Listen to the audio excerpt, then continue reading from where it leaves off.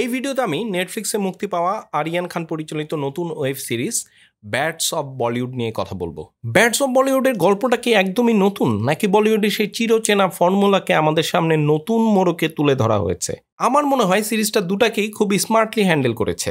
একদিকে যেমন বলিউডের গ্ল্যামার, পার্টি আর তারকাদের রঙিন জীবনযাপন দেখানো হয়েছে, আবার অন্যদিকে এর যে নোংরা রাজনীতি, এর ভেতরের যে ক্ষমতার লড়াই এবং এখানে যে টিকে থাকার সংগ্রাম, সেটাও তুলে ধরা হয়েছে।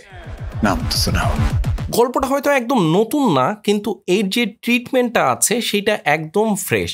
বিশেষ করে ইনসাইডার বনাম আউটসাইডার এই যে বিতর্কটা আছে, সেটা আরিয়ান খান খুব ভালোভাবে তুলে ধরতে পেরেছেন। এটা শুধুমাত্র একটা ফিল্ম ইন্ডাস্ট্রির গল্প না, এটা বরং একটা উচ্চাকাঙ্ক্ষী মানুষের সংগ্রাম করে টিকে থাকার গল্প, যেখানে সিস্টেমের বিরুদ্ধে গিয়ে সে নিজের জন্য একটা জায়গা করে নিতে চায়।